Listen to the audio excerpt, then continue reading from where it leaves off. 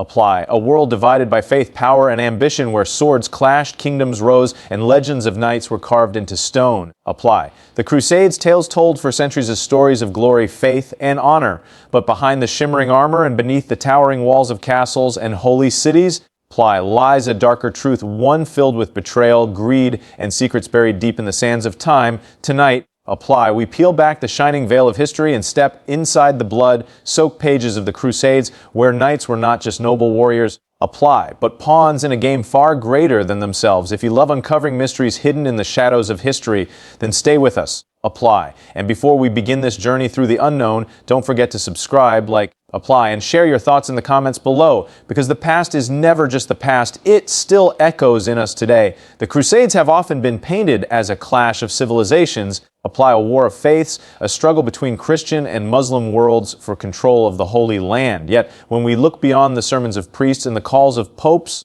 apply, another story begins to take shape, one that reveals the Crusades were not always about spiritual devotion. Beneath the banners of the cross lay ambitions that were far more earthly. Apply. The pursuit of land, wealth, and influence for many knights answering the call to join the Crusades was not simply about redeeming the soul or seeking eternal glory. Apply. It was about opportunity. In medieval Europe, society was rigid, opportunities for advancement were scarce, and land was the ultimate prize. Younger sons of noble families, apply, who often inherited little to nothing under the system of primogeniture, saw the Crusades as a chance to carve out a fortune of their own. Apply. Marching to Jerusalem wasn't just a pilgrimage, it was an investment, one that promised new lands, titles, and riches.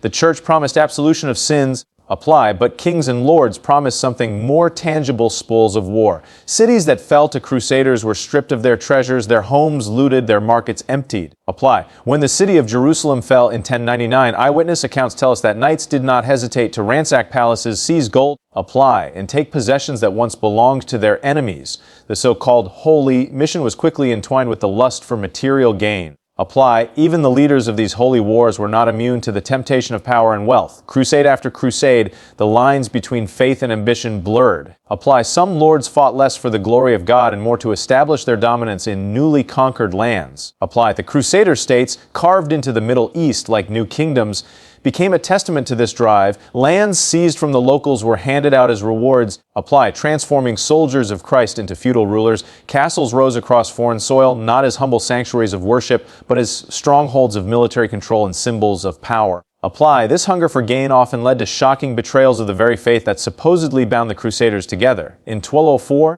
apply, the Fourth Crusade famously abandoned its original mission to reclaim Jerusalem and instead turned its fury on Constantinople, a Christian city. The reason? Apply. Wealth and strategic advantage. The Crusaders looted the city with brutal force, plundering its treasures, desecrating churches. Apply. And leaving behind one of the darkest stains in the history of Christendom. Faith had taken a back seat to greed. For the common knight, apply, the call to the Crusades was not merely a test of religious devotion, but also an escape from crushing debts and limited prospects at home. Apply. Many knights mortgaged their lands or borrowed heavily to fund their expeditions. Victory meant not only survival, but also repayment through plunder and captured wealth. Defeat, apply, however, often meant ruin. It was a gamble, but one that many were willing to take in a time when fortunes could change with the swing of a sword.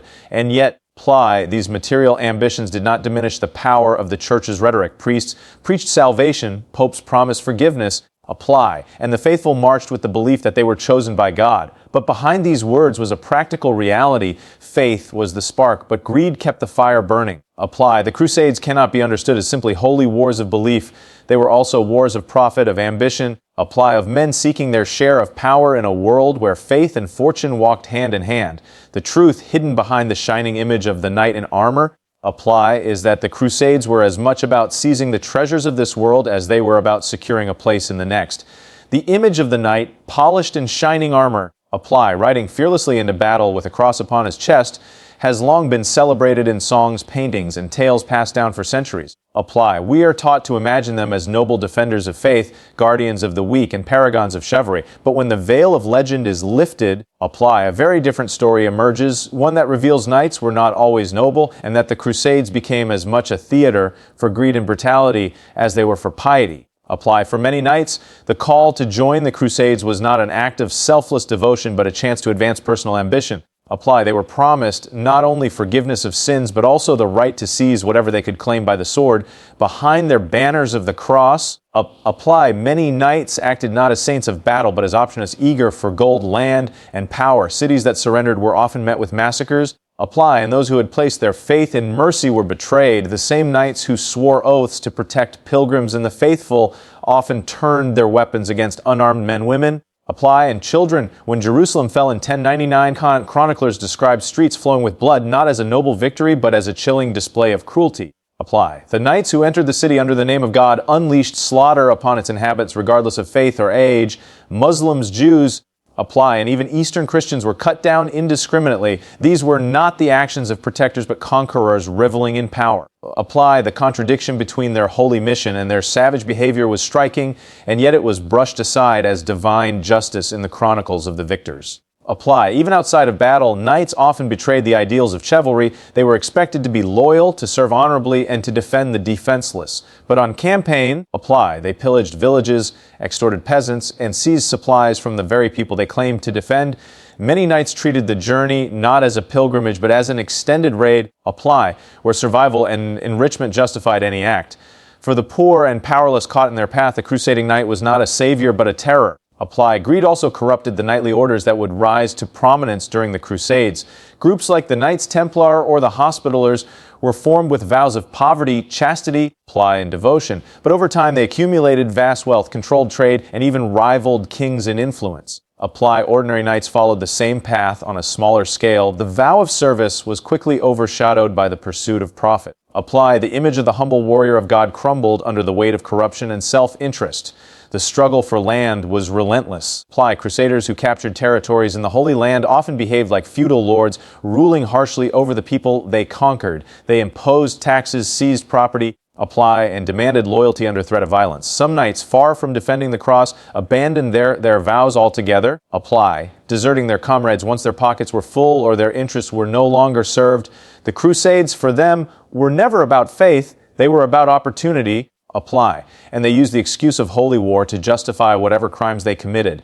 And yet history remembers them in songs of glory as if their swords were always wielded for justice. Apply, but the truth is less flattering.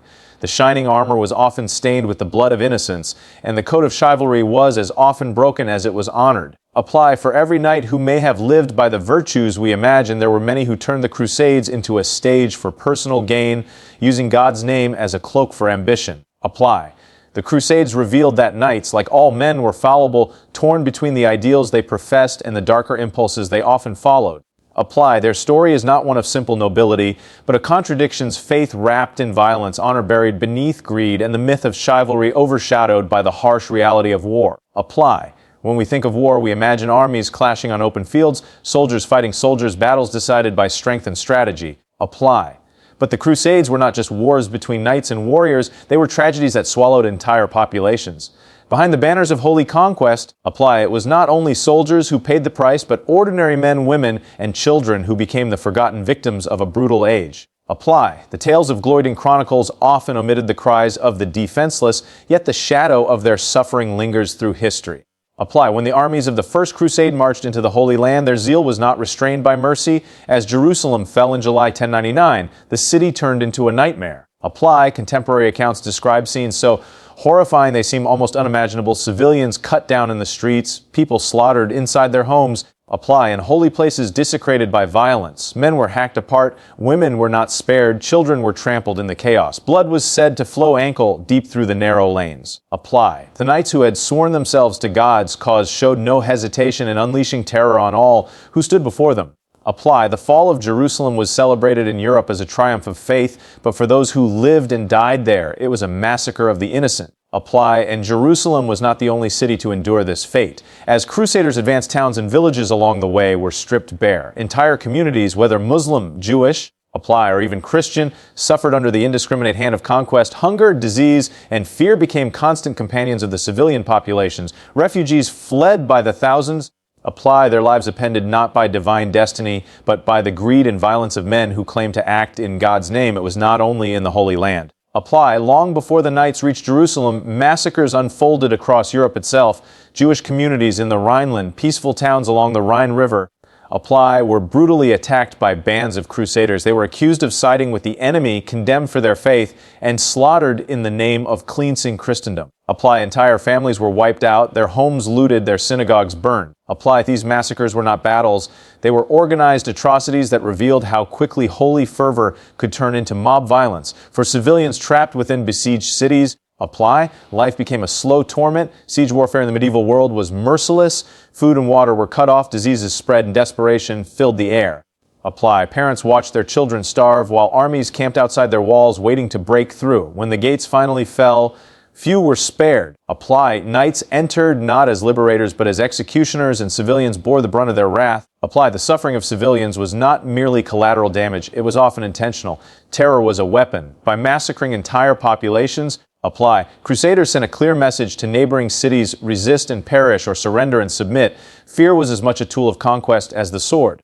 Apply, the result was a cycle of devastation where every victory was built on the broken lives of those who had no part in the war but found themselves caught in its merciless tide. Apply, what is most striking is how these atrocities were justified.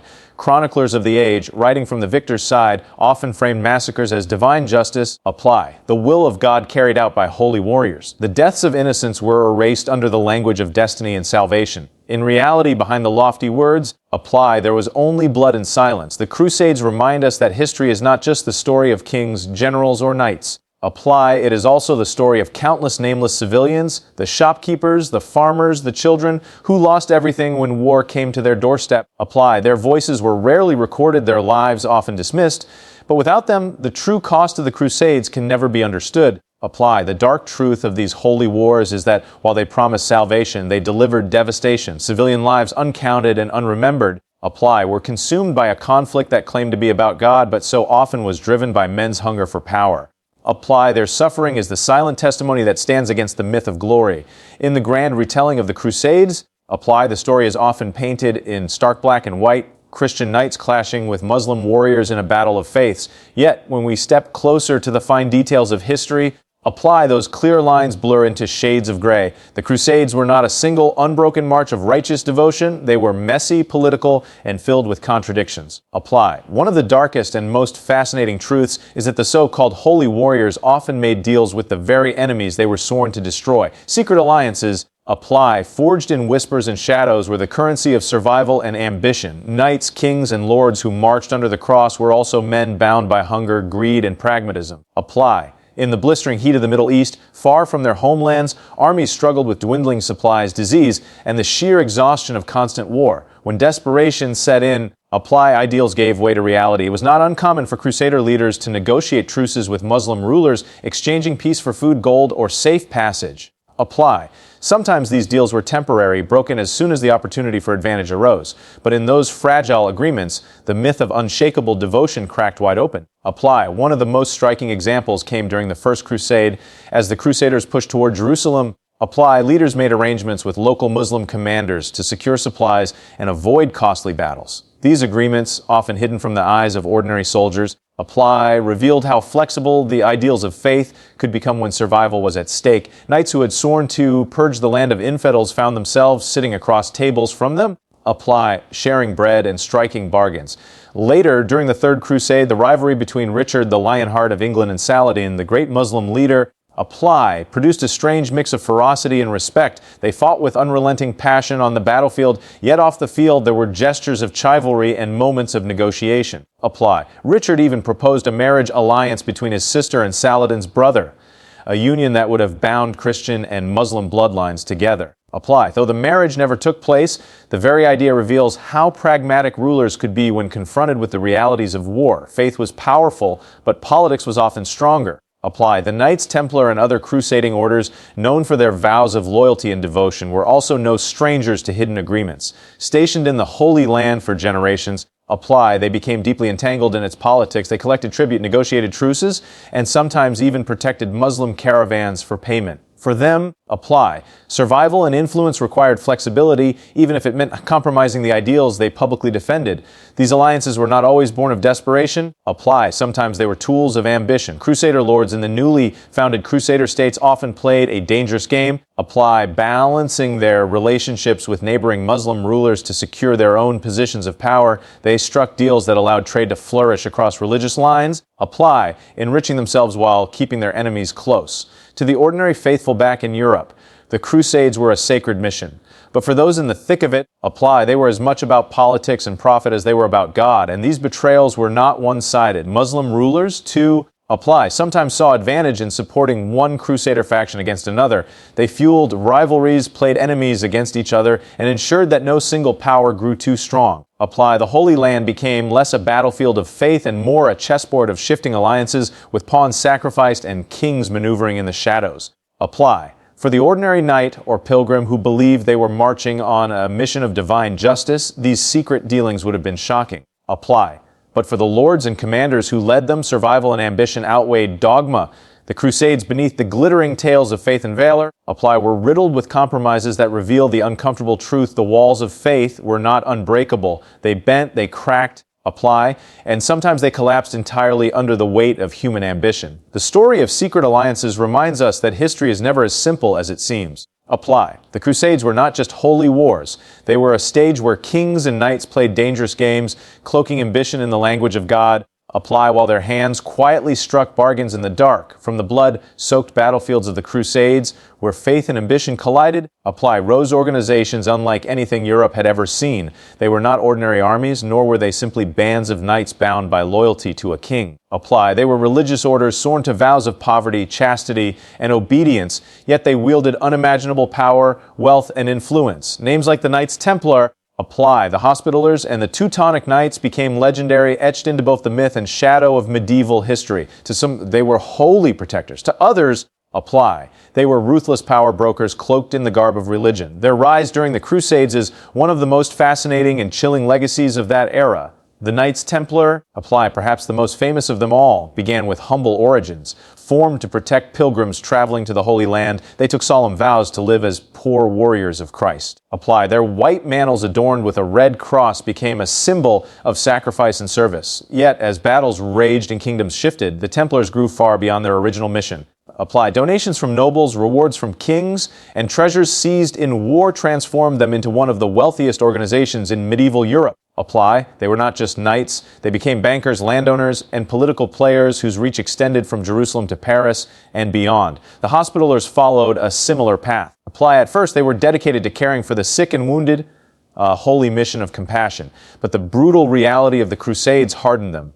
They took up arms, apply, defended fortresses, and fought alongside Crusader armies. In time, their hospitals became fortresses, and their vows of mercy were bound tightly with the sword. Apply. They evolved into one of the most formidable military orders, their black robes marked with a white cross striking fear into enemies across the battlefield. Apply. These orders grew so powerful that they often rivaled the kings and lords they served. They answered only to the Pope, which gave them a freedom few others enjoyed. In many ways, apply. They became a state within a state, commanding armies, collecting taxes, and ruling lands.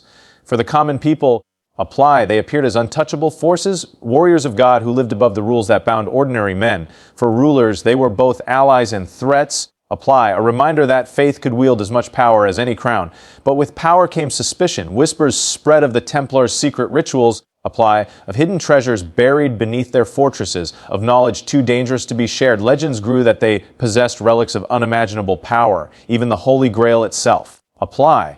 Whether these were truths or fabrications, they added to the mystique of the orders, casting them as figures shrouded in both awe and fear. Apply. The secrecy that protected them also bred mistrust, and their influence became a double-edged sword. The presence of these orders reshaped the very landscape of the Crusades. Apply. Their castles dotted the Holy Land, massive stone fortresses rising from deserts and hills like impenetrable guardians. Their discipline and organization gave them an edge in battle. Apply, and their wealth ensured they could endure long after ordinary armies fell. For centuries, they were the backbone of crusading power. Apply, ensuring that even when kings lost interest or resources, the Holy War could continue under their banner. Yet their rise also revealed a darker truth. Apply. These were not simply servants of faith. They were institutions that thrived on war, that drew strength from conflict, and that became addicted to the wealth and influence it brought. Apply. Their vows of humility were contradicted by their riches, their promises of service by their hunger for control. They blurred the line between warrior and priest.